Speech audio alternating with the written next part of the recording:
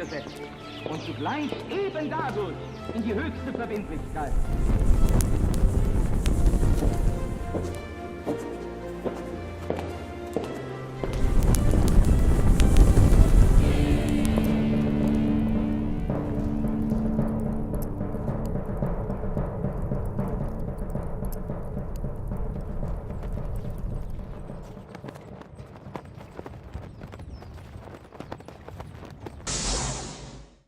Buenas, muy buenas tardes, sean todos ustedes bienvenidos a esta propuesta que hemos decidido titular La Brújula y que hacemos con tanto cariño aquí por la pantalla de Conclusión TV. Esta propuesta que se llama La Brújula y que hago con un gran amigo. Un gran amigo. ¿Cómo andas, Lucas? ¿Cómo estás, Pablo? Muy bien, ¿vos? Una alegría reencontrarme en este espacio por contigo, supuesto, conversando temas. Y siempre muy cómodos acá con todos los amigos de Conclusión TV. No nos vamos a cansar de decir. Sí, totalmente.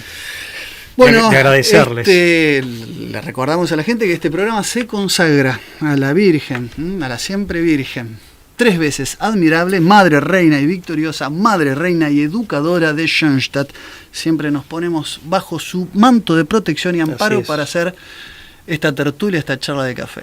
Compartiendo con la gente, ¿no es cierto? Sí, una charla de café televisada. Exactamente, así empezó siendo esto. Siempre lo decimos, pero por si hay algún desavisado. Sí, o alguno nuevo, ¿no? O alguien nuevo que nos ve por primera vez y bueno, dice, ¿cómo se les ocurrió? Bueno, tomando un café o compartiendo eventualmente algún whisky. Absolutamente. Decir, che, estas conversaciones que tenemos, estas pláticas que compartimos, me acerco porque si no después es cierto que con el micrófono, estaría bueno de pronto dejar un registro y compartirlas, abrirlas al público.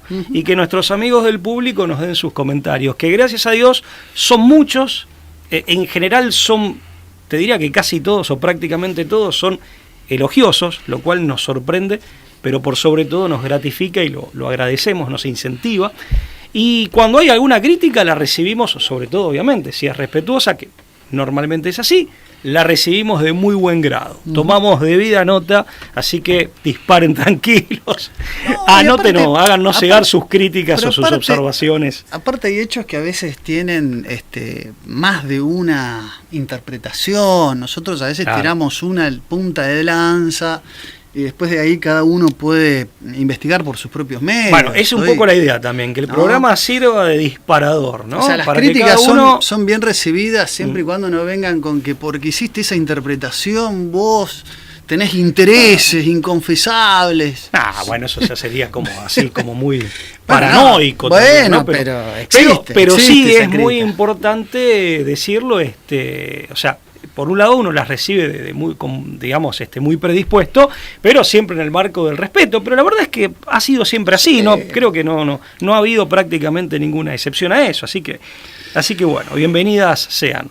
Bien. Che, Lucas, ¿hoy qué tema tenemos? Y tenemos que hablar un poco de los medios de comunicación. Presentás siempre el tema. Che, ¿en serio? No, tenemos que hablar un poquito de los medios de comunicación, que este año hemos hablado poco, es objeto siempre de nuestra ocupación y preocupación, el tema medios, el tema comunicación, el tema, en última instancia, guerra invisible, ¿no? Siempre hablamos de esta guerra invisible que tiene que ver con la batalla por las ideas, por la imposición hegemónica de un conjunto, de un paquete, una batería de ideas, y muchas veces opacar, menospreciar, subyugar otras ideas, siempre en el manto de falsas pluralidades. Ahora vamos a llegar un poco a esta idea, ¿no? Más ampliamente, tal vez, es una batalla en donde el blanco o el objeto de conquista es la mente ajena. Claro, y por eso es algo terrible, ¿no? Absolutamente. Hemos hablado de... Son sus ideas, su estado anímico, ¿no? Este año hablamos de ataques psicotrónicos. El estado anímico, la vida afectiva, o sea, y por supuesto, como bien decía Lucas, las ideas, claro, ¿no? Como objeto de ataque o como blanco de ataque y objeto de conquista. Es una cosa horrible, sí. Una cosa denostable. Es que el que cambia la forma de pensar y de sentir cambia las conductas, ¿no? Y luego somete, ¿no? Y hay una operación de la CIA de la que se ha hablado muy poco, he encontrado pocos análisis, por lo menos así, de esta característica, de este calibre, que es una operación secreta de la CIA, como no podía ser de otra manera, que se dio a conocer bajo el nombre, por momentos un tanto errático, nunca se sabe si es el verdadero criptograma oficial que le dio la CIA, que es la famosa, digo famosa aunque no se conozca porque se hizo en su momento eco una serie de investigadores, Así ahora es. vamos a decir quiénes son, la famosa Operación Sinsonte, ¿no? Una operación de la CIA que comienza a partir de la Segunda Guerra Mundial, más particularmente 1948, nos remontamos en ese momento donde terminaba el capítulo de la Segunda Gran Conflagración Mundial, pero inauguraba la Guerra Fría de alguna manera, casi inmediatamente, ¿no?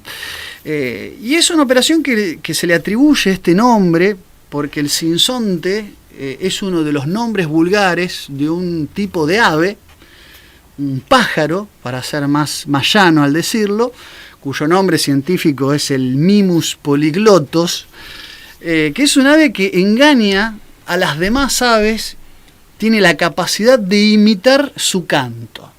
Es muy significativo el nombre, ¿no? Es decir, en inglés, mockingbird, ¿no? Exactamente, es el Sinsonte mockingbird. es en castellano. Exactamente. Tengo entendido que es un ave del sur de los Estados Unidos y de México. Exactamente. Tal vez nuestros amigos mexicanos nos pueden corroborar. Así como hay aves que pueden, acto ventrílocuo mediante, como el loro, emular la voz humana, este es un ave que puede imitar varios cantos. Incluso los machos, sobre todo, hay estudios que con un mínimo de 50 a un máximo de alrededor, siempre hablamos, no es una cifra exacta, de 200 cantos de otras aves. Muchas veces... Esto lo hacen como señuelo. A ver, así como el camaleón cambia su aspecto, su apariencia para esconderse, este ave parece tener la propiedad, no nos vamos a poner a hacer disquisiciones zoológicas claro, y etológicas, pero este pájaro parece lograr confundir a su enemigo o a algún ave o eventualmente su presa, no lo sé, tal vez sea, por eso dije que sea una forma de señuelo. Confundiéndolo, emulando otros cantos. Pero en cualquier caso es muy significativo, como suelen ser los nombres engaño, ¿no? Tal cual, y siempre con una voz imitada o imitadora, como suelen ser los nombres de las operaciones de la CIA, ¿no? Son nombres siempre muy metafóricos, muy alegóricos, pero muy significativos. Con este nombre, más concretamente, Pablo, esta operación de la CIA aparece en dos trabajos, uno del Deborah Davis, ¿no? Y el otro de Howard Hunt, que recién es un artículo convertido en libro del año 2008. Pero básicamente es un proyecto que tiene... Yo investigué, te agrego uno más, que estos dos que vos bien mencionás, y el primero era el de Davis, de Deborah Davis, sí. Hay uno también... Hizo una investigación muy importante, digo esto, es sobre el primero, Washington Post. Efectivamente, es una autora conocida, y yo ahí recabando información cuando decidimos que íbamos a tratar este tema... Nuestros programas son medios improvisados. Sí, tal cual, pero encontré uno también de 2008 de Hugh Wilford. Ajá. El estudio de Wilford. Lo agrego esto siempre para que el público corrobore, consulte, vaya a buscar. Bueno, para ese entonces obviamente que se empieza el servicio de inteligencia, por eso contextualizamos la Guerra Fría. Frank Winster es nombrado, ¿no?, en la Oficina de Proyectos Especiales, una oficina creada con una porción de algunos fondos que iban a estar destinados al Plan Marshall. Recordemos que el Plan Marshall es un programa de reconstrucción de Occidente, de Europa particularmente, pero de Occidente después de la Europa porque es territorialmente, ¿no es cierto?, lo más castigado de la guerra, pero básicamente cuando hablamos de reconstrucción de Europa lo que hablamos es de reconfigurar el mundo en favor de los vencedores. Empezando por Europa, empezando por Europa occidental, ¿no? Sí. Bueno, parte de estos, de este dinero, ¿no?, se destina primero a convertir, ¿no?, lo que era la Oficina de Servicios Estratégicos en la CIA, tal cual como la conocemos hoy, con Allen Dulles, que es un poco el primer titular de la CIA no militar, por eso empieza a tener otras características. Es inteligencia civil. Es inteligencia civil. Perdón, interesante el parangón, ¿no? Vos es que lo dijiste antes y no te quise interrumpir. Dos parangones.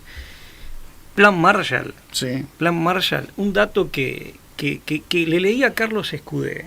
Una de sus... Me desvío un poco del tema, pero dos parangones. El Plan Marshall es un tema en sí mismo. Claro. Una de las condiciones de la ayuda del Plan Marshall era no transferir tecnología pesada a la República Argentina, y evitar comprar lo que vendíamos, al menos en cantidades importantes, fundamentalmente granos y productos ¿Vos hablás agropecuarios. en el contexto del boicot? Claro, era una suerte de condición que el Plan Marshall tenía a las naciones que recibían esa supuesta ayuda o esa ayuda tan particular y tan condicionada. Parangón, paralelamente al Plan Marshall, el gobierno de Perón despliega una ayuda, en este caso mucho más sincera y mucho menos condicionada, porque prácticamente no tenía condiciones, era verdaderamente ayuda, sobre todo a Italia, ¿no? Porque Argentina, todos lo saben, es un país en donde el ascendiente italiano es muy importante, es un país con el que Italia tiene desde hace más de un siglo relaciones muy estrechas. Ese es el primer parangón. O sea, la Argentina tuvo su pequeño Plan Marshall mucho más desinteresado, claro. Y desde ya sin ninguna connotación imperialista. Esto habla también del peso que la Argentina, si bien era incomparable con el de Estados Unidos, supo tener en otras épocas. Segundo parangón que quería hacer con respecto a la inteligencia civil. La inteligencia en Argentina también nace en el ámbito de las Fuerzas Armadas. Creo que fue en el 47, 48, aparece el primer servicio profesional de inteligencia como Secretaría de Estado civil, dependiendo del presidente en Argentina, que es la famosa CIDE, que ahora tiene otro nombre, ¿no? Ahora ha ido cambiando de denominación. Pero quería establecer ese parangón porque es interesante también cómo la Argentina en ese momento estaba profesionalizando cuadros de inteligencia civil por fuera de la inteligencia militar. Se ve que era una tendencia de la época, como un ¿no? signo de aquellos tiempos, ¿no? Inteligencia civil, digamos ahí el espionaje, el contraespionaje. Empezar, también fue una época de escándalos, ¿no? De empezar a pinchar teléfonos. No en Argentina, pero sí, por ejemplo, en Estados Unidos, bueno, ni hablar. Desde ahí hasta el Watergate hay como una especie de... Increíble. Década del 70, pero hay como una especie de continuidad, ¿no? No debe haber sido el único caso, ¿no? De escándalos de escuchas telefónicas, de inteligencia y contrainteligencia. En este sentido, decimos entonces, Allen Dulles toma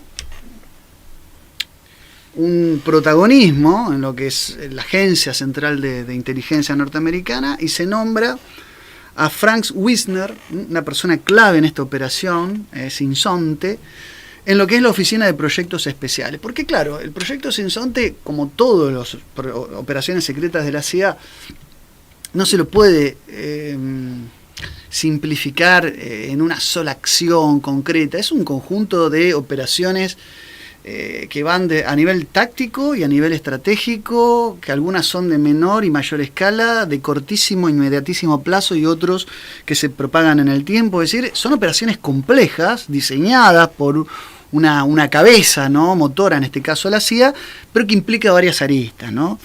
Y lo que hace Frank Wisner enseguida, cuando él queda a la cabeza de esta operación, es reclutar a una destacadísima personalidad de los medios de comunicación. En este caso es Philip Graham, que venía del Washington Post, este famoso, importantísimo periódico fundado en 1877, pero que a partir de 1933, de hecho antes mencionamos a Deborah Davis, ella llega a la Operación Sinsonte estudiando los intríngulis, por así llamar, de este diario, de este famoso periódico, en un libro que se llama Catherine the Great. Catherine the Great.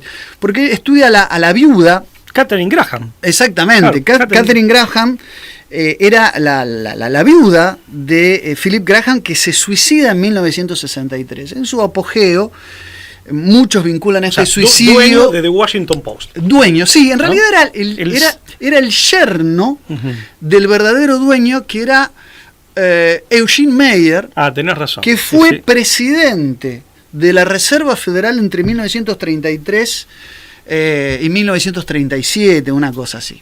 Es decir, justo en el año 33, Meyer compra The Washington Post y pone a cargo a su yerno. Dejás abierta una ventana para un tema que en otro momento vamos a tener que tocar, que se lo debemos al público, pero que no quiero dejar de llamar la atención sobre el mismo, que es la relación entre el espectro mediático norteamericano altamente oligopolizado hasta el día de hoy y la alta finanza.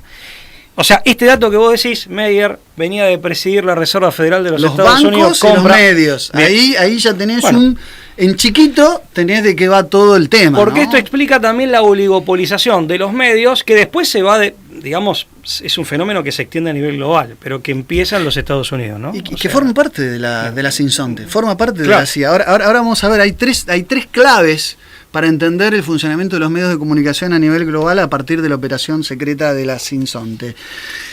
Entonces, tenemos a un Philip Graham, Philip Graham, reclutado, ¿no? Un hombre muy importante que después, bueno, cuando fallece suicidado, ¿no? En 1963, hay toda una trama también de miembros de la CIA, reclutados en la CIA en torno a lo que fue el magnicidio de Kennedy. Alguna mención también habría que hacer al respecto. Dedicamos un programa, ¿eh? Sí, pero hay mucha tela para cortar. Años atrás, sí. Y en nuestro libro también hacemos mención de algunas cuestiones que giran en la periferia, en algunos capítulos, en torno al magnicidio de Kennedy, por lo menos cuando hablamos de MK Ultra, de MK Delta y otros proyectos también. Entonces, claro, en 1951, Allen Dulles, que ya lo mencionamos, incorpora también a otra persona clave, que no sabemos si tiene o no un parentesco con Eugene Meyer, que es Kurt Meyer, que fue acusado, fíjate acá, parece mentira, ¿no? Pero fue acusado de estar involucrado en el magnicidio de JFK. Efectivamente. Cuando, aparte de toda una situación acá, cuando Johnson nombra a Dulles como miembro de la comisión Warren, ¿te acordás que Warren era un magistrado? Era un magistrado y presidente de la Corte Suprema que le da el nombre a una comisión investigadora que designa Johnson sobre el magnicidio. Bueno, ¿a quién designa? Al jefe de la CIA. Y después aparecieron un montón de investigaciones que vinculan o que más o menos indirectamente vinculan a la CIA con este magnicidio. Una línea de investigación es la de que Harvey Lee Oswald, el asesino, el que disparó, ¿no?, desde aquella terraza famosa en Dallas, habría estado bajo ciertos efectos de influencia, incluso hipnótica. Claro, de tipo hipnótica, sí. Bueno, en el marco de este proyecto de MK Ultra, según dicen algunos autores. Hay algunos autores. Me reía porque investigando sobre este tema, hay algunos apellidos que se repiten y es increíble. Claro, es y increíble. quiero ser muy honesto con vos y con el público, no cabría otra cosa aparte. Por ejemplo, cuando aparece Thomas Braden, vos sabés que es una figura que seguramente vas a mencionar después. Vos sabés que va a quedar a cargo de este proyecto, va a participar de este proyecto Sinsonte más tarde. Me volví loco buscando información a ver si tenía algo que ver con Spurville Braden. No lo pude corroborar. No parece ser un apellido común. El origen de nuestra deuda. Ya que justamente estábamos hablando antes de Perón, claro, nos acordamos de Braden o Perón, ¿no? Era demócrata, ¿no? Era demócrata y según algunos era un tipo, pertenecía a la izquierda norteamericana. Esto también lo quiero aclarar porque hay gente que cuando investiga este tema lo hace con un cierto sesgo ideológico y cree que era una cuestión de derecha contra izquierda. Claro. Y en rigor de verdad no es así. Ya vamos a ver cómo hay como una maniobra de pinzas y se trabajaba con agrupaciones de derecha y con agrupaciones de izquierda, ¿no? En el marco de esta operación. Bueno, a partir de la inclusión de Graham, ¿no?, y de la inclusión de Kurt Meyer, lo que se hace desde operaciones especiales es hacer un trabajo de reclutamiento, insisto, con fondos provenientes, según algunas fuentes, del Plan Marshall, para empezar a atraer a la CIA, de manera obviamente secreta y encubierta, a miembros ya reconocidos de la alta prensa norteamericana. Y se sabe ya de alguna lista, podemos dar algunos nombres, Stewart Aslop del New York Herald Tribune, Ben Bradley, que era del Newsweek, ¿no? James Reston del New York Times, Charles Douglas Jackson del Time Magazine, Walter Pincus del Washington Post, William Bucks de el Miami News, solo por mencionar algún grupo. ¿Qué hacían estos periodistas? escribían o prestaban nombre a artículos que en realidad, y esto lo denuncia no Pablo Daol y Lucas Carena, Nina Burleigh, ¿no? La famosa escritora e investigadora, hija de Robert Burleigh, también que se había dedicado al periodismo de investigación, dice que estos periodistas, denuncia que estos periodistas escribían artículos que en realidad eran redactados por Frank Wisner. Así es. Es decir, acá empieza la primera conclusión. ¿no? Claro. Que los servicios de inteligencia y la prensa se empiezan a mezclar, donde las operaciones de inteligencia y la prensa libre, el articulista, el investigador, esas fronteras quedan totalmente difuminadas, y donde se empiezan a direccionar investigaciones periodísticas, pero ya financiadas, apadrinadas, prohijadas por los servicios de inteligencia. Nada nuevo, ¿no? Claro, pero, o definir el frame, ¿no? De qué noticias se habla. O qué de investigaciones quedan cajonadas. El sesgo con el que se habla o el enfoque, y de cuáles ni se habla, y eso queda fuera de frame. Una selectividad total. Y aparte aparece esta transacción que desafortunadamente se ha hecho muy común y que es tan conocida en tantos países, que es: te dan información o te escriben el artículo, vos lo ponés con tu nombre, y amén de la fama que eventualmente puedas ganar con ese artículo, si es que está bien escrito y eventualmente hasta te valga un Pulitzer, vamos a suponer, por hipótesis, eventualmente hay algún sobre, es decir, plata, y el otro tipo de pago en la transacción por participar de este tipo de operaciones al periodista es darle información que le sirva para catapultarse, información que de pronto no tenga gran relevancia política, pero tenga alto impacto mediático, y los servicios te la pueden dar. Entonces, un poco la transacción era que participaras de la campaña de prensa poniendo tu firma y tu nombre, y a cambio obtenías fama o información que te daban los servicios, y eventualmente algún sobre con plata, con dinero. Se instrumentó este modelo del periodista estrella. Muy sucio, pero lamentablemente muy común. Sí, se perfiló, se configuró este perfil, este nuevo perfil del periodista estrella, ¿no? Pero que en el fondo lo que es un empleaducho de los servicios de inteligencia. Un amanuense, que tira, tira carpetazos de acuerdo a intereses que están digitados desde arriba. Lucas, vos sabés que ahí la misma autora decía ya que para esta red en el 53 empieza a estar supervisada directamente por Dulles, ¿no? Por Alan Dulles. Una cosa que me olvidé decirte, perdóname Pablo, sí. que en el año 47 esta operación Sinsonte en Estados Unidos empieza en el año 48. En el año 47, no quería dejar, y para después no caer en un anacronismo y volver para atrás en el tiempo, del otro lado del charco, en Inglaterra, más particularmente en el condado de Sussex, la clínica para rehabilitación de guerra, conocida como Tavistock, se convierte en Instituto Tavistock de Relaciones Humanas al mando de John Rawlins Rees. John Rawlins Rees. Estaba ahí en duda. No, es con John Rawlins Rees que se convierte y se transforma.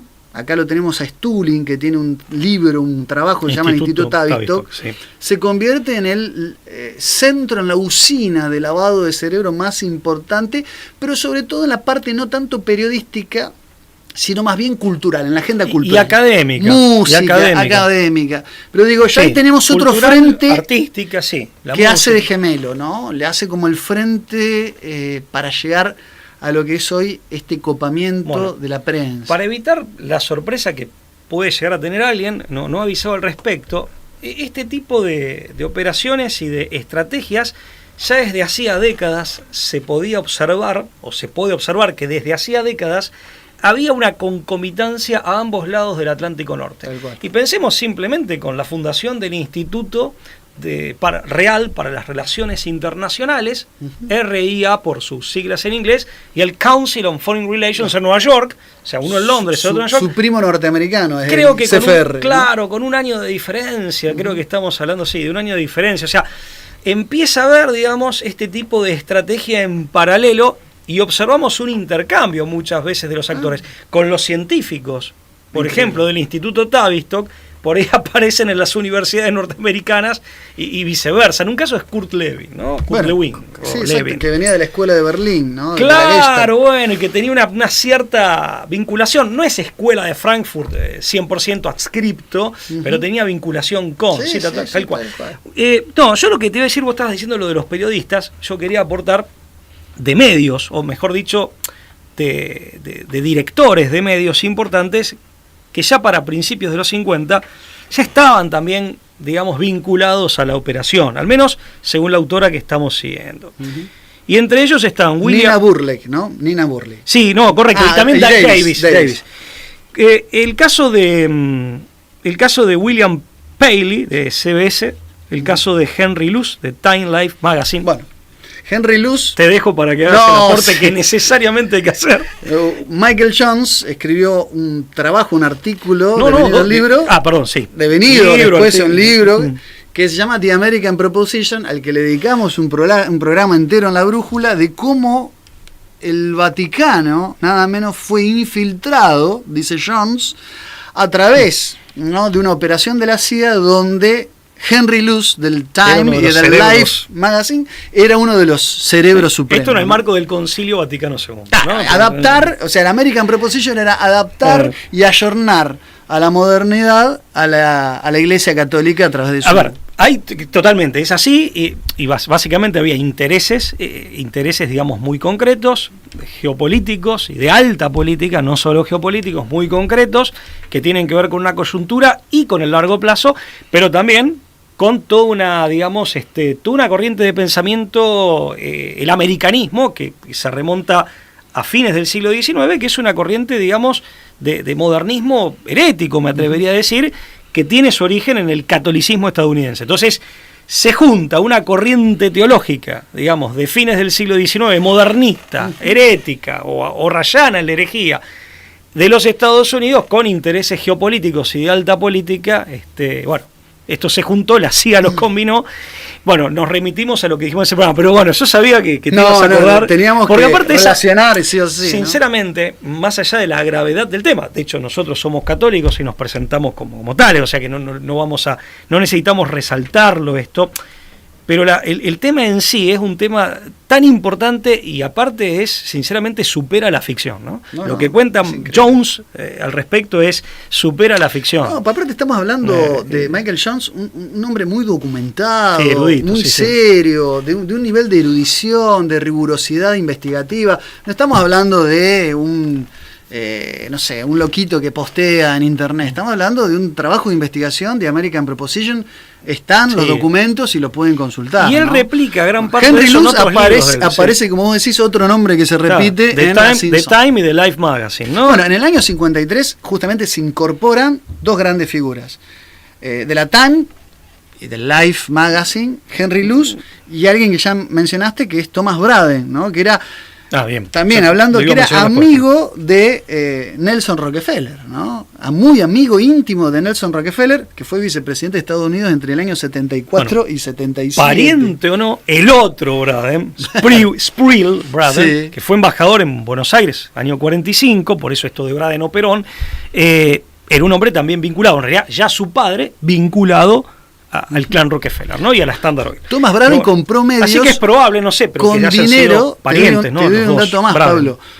Thomas Braden compró medios de comunicación con dinero prestado por Nelson Rockefeller. Nelson Rockefeller, qué generoso, que además es de los pocos Rockefeller que decidieron tener visibilidad política, viste, claro, que no necesariamente los Rockefeller buscan cargos políticos. Bueno, este fue vicepresidente de Estados Unidos, pero que también era por parte de la madre, era Aldrich, y se llamaba Nelson por Nelson Aldrich, el senador, que era el senador de la Comisión Monetaria que participó en 1913, creo que era su bisabuelo, en la cooptación por privados de la Fed, de la Reserva Federal. La fundación de la Reserva Federal. Fue el que presidió la reunión de la isla de Jekyll. Claro. Increíble, ¿no? Sí. Bueno, a ver, evidentemente por eso está bueno conocer los nombres de los actores, sus relaciones incluso de parentesco familiar, ¿no? Porque No, evidentemente incide. Y el no connubio siempre, que de aquí no subyace. Bueno, otros que tenemos que mencionar, que ya estaban bajo, si se quiere, la égida de este proyecto para principios de los 50, de Arthur Hayes Sulzberger, del New York Times, famosos los Sulzberger, dueños del New York Times, Alfred Friendly, que era editor, no era dueño, era editor del Washington Post, Sherry O'Leary, del Washington Star, Hal Hendricks, de Miami News, Barry Bingham, Sr., o sea, el padre, del Louisville Courier Journal, James Copley, del Copley News Services, y Joseph Harrison, del Christian Science Monitor. Fíjate, son todos medios, el grueso de estos todos muy conocidos, ¿no? Bueno, según esta autora, ya eran, digamos, eran personas que tenían alguna vinculación con la operación. Hay un dato que arroja, para resumir toda esta parte, ¿no? La idea de los periodistas trabajando como periodistas pero haciendo inteligencia, esta idea resumida. Hay un dato que arroja Alex Constantine, otro controvertido escritor, que ya para mediados de la década del 50, al menos 3.000 periodistas, digo, para ahorrarnos el trabajo de dar 3.000 nombres, claro, de periodistas, bueno, que sería ímprobo, ¿no? Alrededor de 3.000 periodistas se habían convertido en empleados de la CIA para hacer un trabajo de propaganda. Esto es propaganda pura y dura, incluso al estilo, solapado, pero al estilo, digamos, de los regímenes autoritarios, totalitarios.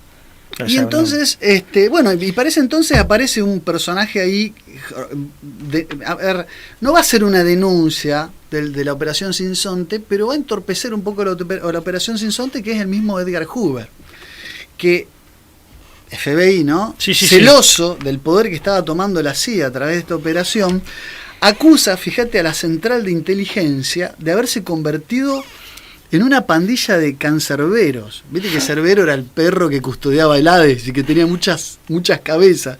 Y se asocia con nada menos que con Joseph McCarthy, el senador, de ahí el macartismo, para acusar a muchos de estos miembros que, haciendo inteligencia, eran dobles agentes que trabajaban para los soviéticos. Bueno, pero ahí esto amerita... es todo un tema. Por eso digo que es una realidad que supera la ficción, pero ahí amerita también... Acusaban a Meyer, a Kurt Meyer, de ser un doble agente que tenía intereses izquierdizantes para la nación norteamericana. Porque Meyer, lo mínimo que se puede decir de Meyer es que él venía en los años 30 de militar en organizaciones de izquierda estadounidenses. Claro. Eso en primer lugar. Después se dijo que en realidad era una suerte de agente que las espiaba, y es probable que haya sido una suerte de doble agente. Creo que eso es lo más probable.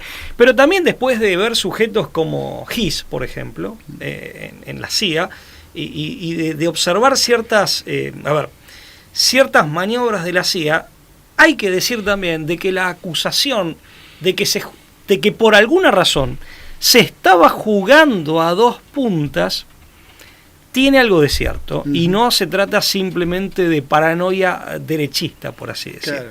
Máxime que el autor, que por ahí, los autores que se dedican a esto, que por ahí enfocan desde la izquierda, también acusan a la operación en sí de ser derechista.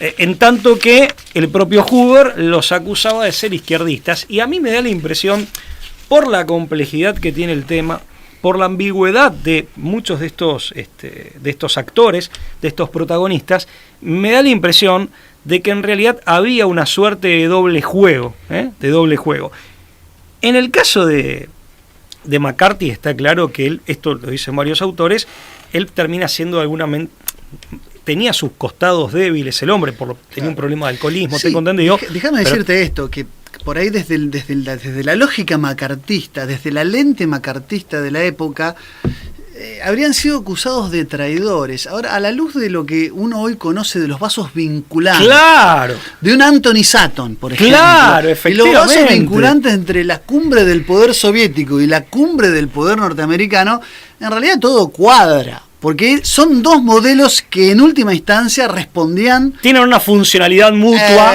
por debajo o más allá de la oposición. Esa es la lectura que hay que hacer. Claro, es un poco lo que decía el ministro... Sakikawara.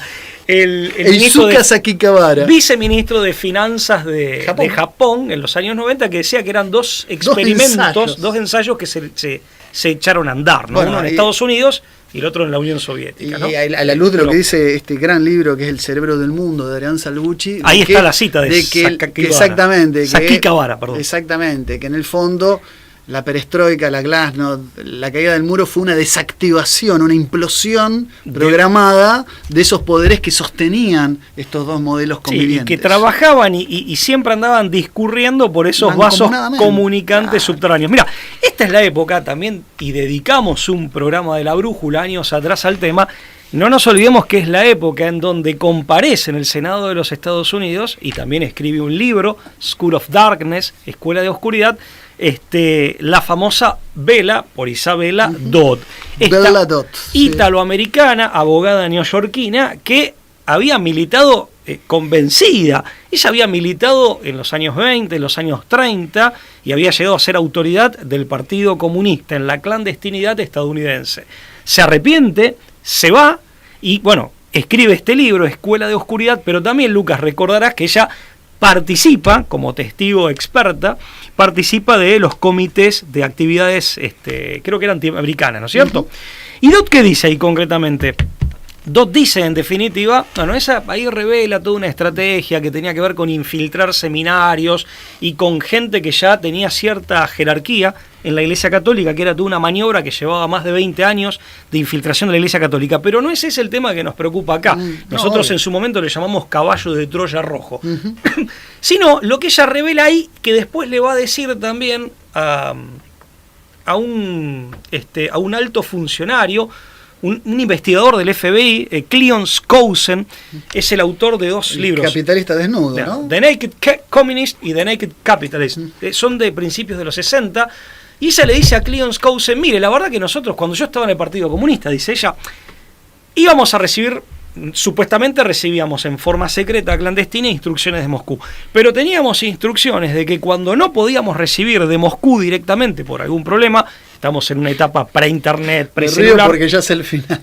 Eran el Waldorf Astoria y eran multimillonarios en el hotel Waldorf Astoria, famoso hotel, creo que fundado en su momento por la familia Waldorf en Nueva York, existe todavía el hotel, en donde la recibían en una suite multimillonarios reconocidos capitalistas que le daban instrucciones de cómo operar en el Partido Comunista Estadounidense. Entonces, por eso digo, vos decías muy bien esto de los vasos comunicantes, y creo que acá esto amerita una lectura de complejidad, ¿no? Esa acusación que se lanzaba contra este sector de la CIA, por lo menos, yo no sé, no creo que no haya tenido algún asidero al menos parcial, ¿no? No, por supuesto. Pero bueno, en esta situación de tensionalidades entre el FBI y la CIA, digo, se escaparon algunos hilos de esta operación ultrasecreta que dieron, insisto, letra para varias investigaciones. Rastros del sinsonte, ¿no? Y como para ir empezando a redondear este tema, después hacemos alguna conclusión final.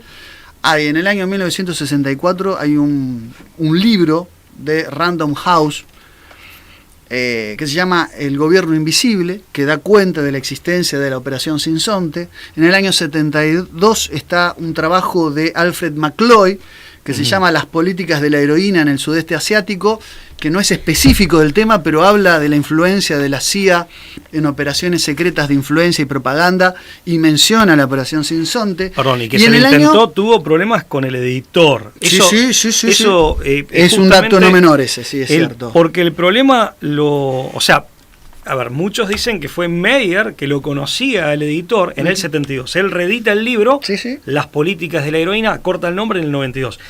Que fue Meyer, digamos, el dicen algunas fuentes, ¿no? El que, digamos, quería impedir la publicación de este libro. Publicara. Una cosa importante para quien quiera consultar esta bibliografía, muy breve. Hay un libro de Alan B. Jones, Cómo funciona realmente el mundo, que reseña distintos libros. Uno de los libros reseñados, en uno de sus capítulos, es este. Que hay que complementar con otros dos más, que tienen que ver con la temática del narcotráfico, los gobiernos y los servicios de inteligencia. Sentencia final, Final Judgment, del año 95, de Michael Collins Piper, y Dope Inc., que, bueno, es del año 78, ¿no? y después se reedita en el 86, que es del Executive Intelligence Review, de Lyndon LaRouche, ¿no? Lyndon LaRouche. Bueno, lo digo como para que eso, por el que le interese el tema, para que vaya por ese lado. Bueno, y una fuente más que es interesante porque no es un trabajo de investigación periodística, sino que es un comité de investigación sobre también la transparencia, un comité de investigación de la transparencia del gobierno estadounidense, en 1975, que es el Comité Church, del senador Frank Church, que denunció también esta operación. De hecho, tengo un pequeño los dos estamos buscando un pequeño parrafito de un discurso que dio en 1976, Congreso en Estados Unidos, el senador Church, diciendo: la CIA mantiene una red de centenares de individuos a lo largo y ancho del globo, no se limita a Estados Unidos, que entregan inteligencia para la CIA, además de tratar de influenciar las opiniones en sus países por medio de la propaganda encubierta. Estos individuos proveen a la CIA acceso directo a un sinnúmero de periódicos y tabloides, servicios periodísticos y agencias noticiosas, estaciones de radio y televisión, editores de libros comerciales y medios extranjeros. Reporte del Congreso de Estados Unidos, publicado en 1976, Frank Church, Select Committee of Study Governmental la Comisión Operations. Church, se le Exactamente, es la comité o Comisión Church. Digo, para otra fuente que nos remite a la existencia de esta operación.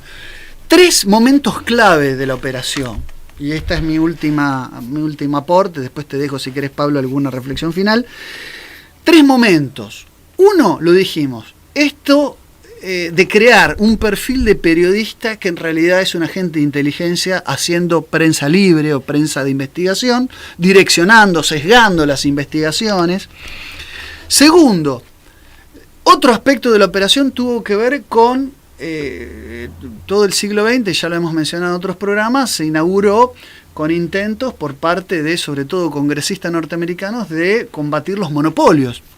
Bueno, la operación Sinsonte se encargó de evitar que se le pongan frenos a la concentración mediática, porque más concentrados están los medios, más fáciles son de cooptar. Tenés que cooptar a menos personas, con menos personas. Pero es verdad, ¿no? ¿Cómo se ideó esto?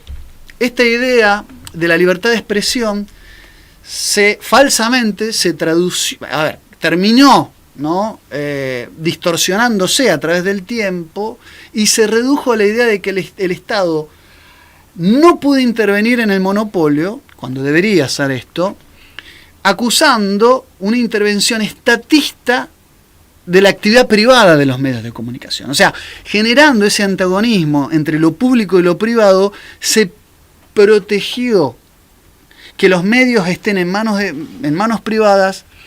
Esa fue la excusa, con el fin real de que en el fondo estén concentrados y monopolizados. Sí, o sea, en definitiva es blindar una hegemonía. Exactamente.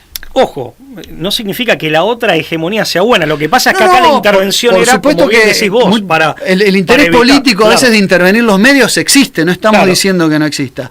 Pero acá el argumento era mentiroso. El argumento era garantizar la libertad de expresión, la participación privada, y la composición privada de los paquetes accionarios en los holdings mediáticos. Yo digo, mentiroso me refiero al argumento que usaban los grupos concentrados. Claro, por eso, en este totalmente caso. mentiroso. O sea, sabemos acá que todo aquello que se oponga o que limite la libertad de expresión y que impide incluso que se satisfaga el derecho a la información, le hace un daño a la sociedad, en definitiva.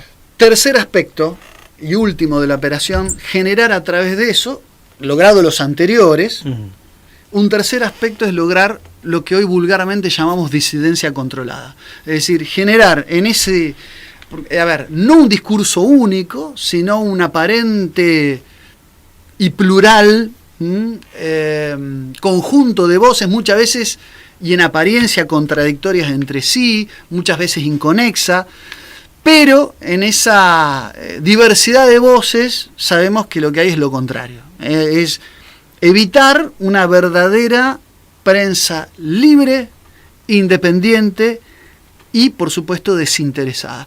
Son los 3 elementos, los repito brevemente, ¿no? El transvestismo, ¿no?, de los periodistas en agentes de inteligencia, la monopolización consentida de los grandes holdings mediáticos, y 3, la generación de una falsa disidencia de voces, de falsos debates, diarios, hoy lo vemos, ¿no? Diarios de izquierda, de tendencia de izquierda y de derecha, pero que en el fondo, cuando uno va a cómo están constituidos sus CEOs y demás, son los mismos, y con eso lograr tener el control de todo lo que se publica, ¿no? Son básicamente los 3 elementos de esta operación, que, bueno, hay que decirlo sin ambajes, Pablo, es un poco lo que sea hasta el día de hoy, salvo honrosas excepciones como Conclusión TV. Claro. Es el mapa, hablando en serio, es el mapa que hoy más dibuja, ¿no? De manera habitual lo que es el medio de comunicación, tal como lo conocemos hoy en el siglo XXI. Y para explicar, comparto plenamente lo que decís, y para explicar, digamos, bien, yo recién hacía una referencia a la importancia de la libertad de expresión, a la libertad de prensa y al derecho a la información del público. En definitiva, lo que uno quiere dejar como mensaje es todo aquello que implique mentir, ocultar, es decir, oscurantismo y manipulación, todo lo que implique mentir. La mentira es intrínsecamente mala. El ocultamiento deliberado, que es oscurantismo, se lo quiera camuflar como se lo quiera camuflar. Y la manipulación es algo que, al menos desde nuestra perspectiva, es moral y jurídicamente reprensible. Y de hecho, ellos lo reconocen porque Thomas Bradham, en el mayo del 67, reivindicando esto, sin embargo, se ve obligado a calificarlo de inmoral. Él escribe un artículo titulado "Estoy feliz de que la CIA sea inmoral". Eso dice Thomas Bradham. Desde luego que es denostable que haya estado feliz por eso, pero por lo menos deja en claro que es una inmoralidad, y no solo es una inmoralidad, es antijurídico. Esto también hay que dejarlo en claro. Una cosa a modo de muy breve reflexión también. Es interesante ver cómo se le hizo campaña a mucha gente en contra, y se arruinó a mucha gente, pero dentro de este tipo de operación. Pero no solamente ha sido dentro de Estados Unidos. El caso que se puede citar, vos algo habías mencionado antes, de que hubo operaciones internacionales. Una de las operaciones internacionales fue el derrocamiento de Jacobo Arbenz en Guatemala. Si hay gente de Guatemala, les mandamos especialmente nuestros saludos. En el año 54. Y acá lo que hay que decir es que, en el fondo, se revela este connubio de derecha e izquierda nuevamente. Eso lo mencionábamos antes. Hay que recordar, por ejemplo, y esto lo dice un informe del año 76 del Congreso de los Estados Unidos, pero también lo va a repetir a principios de los años 2000, creo que año 2001, todo un estudio que hace James Petras, que es un hombre más bien del centro izquierda estadounidense, que en definitiva la CIA usaba como mascarón de proa, según ese informe del Comité de Inteligencia del Congreso de los Estados Unidos del 76, a la Fundación Ford. Claro. Y Fundación Ford, en definitiva, primero apoya al gobierno, por ejemplo, de Allende en Chile. Mandamos un saludo a todos los que nos ven de... hermanos trasandinos. Así es, y los que nos ven de Chile. Y después también se le opera en contra, en el 73, con, digamos, promoviendo la figura de Pinochet y operando con la prensa. En este mismo informe que vos leías antes, en este raconto que vos leías antes, en esa fuente, yo también la consulté, se habla justamente del diario El Mercurio de Chile. Eso dice esta fuente que vos citabas antes, ¿no? De cómo se operó en el 73. Pero previamente se había operado en favor de Allende a través de su Fundación Ford.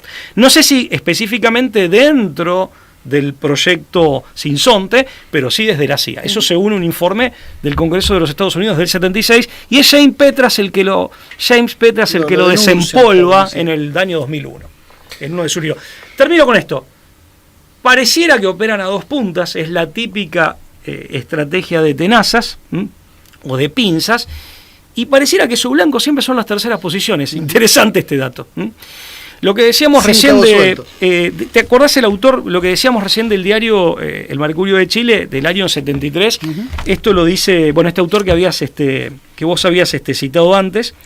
Pero bueno, insisto, esto porque queremos citar la fuente, no sé si la tenés ahí a mano, cómo se la puede consultar, pero es simplemente para que la intención nuestra siempre es que el público saque sus propias conclusiones. Agustín Edwards Eastman, puede ser, del Mercurio de Chile, ¿no? que denuncia esto. Es una de las fuentes. Esa es la fuente citada Alfred por McCloy, el libro de las políticas de la aerolínea en el sudeste asiático, y la otra, el gobierno invisible, ¿no? de Random House. ¿no? Perfecto, perfecto. La intención nuestra siempre es que usted tenga la posibilidad de corroborar, por lo menos las fuentes que se van citando, y después, luego, uno después ya está libre y sacará sus propias conclusiones. Y que después de este programa no le crea ningún periodista. ¿No? Ni siquiera la gente de la brújula, que son de lo peor. Sí, Pablo, siempre es un gusto. Hasta la próxima. Chao, hasta luego.